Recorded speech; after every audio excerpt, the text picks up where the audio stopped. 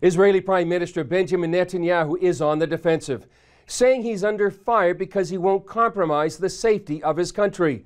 Those were his first public remarks after an interview quoted a senior Obama administration official calling Netanyahu a word that starts with chicken. The official told The Atlantic the good thing about Netanyahu was that he was scared to launch wars.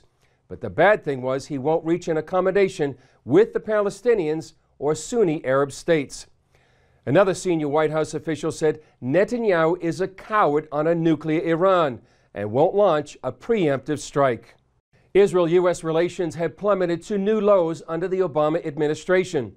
While the president is not on the ballot in the U.S. midterm elections, many say his policies are, and that could hurt the Democrats.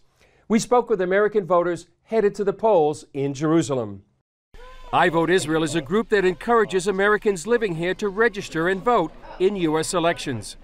We've helped them, inform them how to fill out their ballot. We haven't chosen the candidates for them. That's their business. But on the other hand, we're here to lend a hand and make sure that they participate in the election. Americans in Israel have a unique vantage point, living in a Western-style nation in the Middle East surrounded by enemies, something the United States often doesn't understand. We ask Americans here why they're voting and what's important to them. First of all, I care about America, and second of all, I think that the elections are going to not only influence American citizens, but also the entire world. Israel's security is important, the threat of a nuclear Iran and the more proximate threats, but I also care deeply about what is happening in the United States. So when I vote with the interests of both countries at heart. One of the most important things is to get a balanced government in the United States, to not have Obama calling all the shots. The greatest concern is the faltering relationship between America and Israel. Some say those relations are faltering because President Obama doesn't understand the Middle East or history. He's been very naive thus far. He's been demanding concessions from Israel time after time and not demanding anything, not receiving anything in return from the Palestinians. We have been a true and trusted friend, ally to the United States.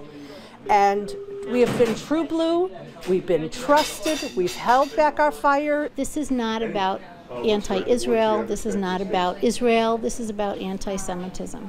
I've made the joke many times that Obama never had any experience with foreign policy, so he had the CIA send him a list of the countries in the world in order of how friendly they are to the United States, and then he hung it on the wall backwards by accident. And does God figure into the equation in the Middle East? I absolutely believe that he does figure, and I think faith, certainly for Jews, but also for Christians, is really important, all of the challenges that we are facing today.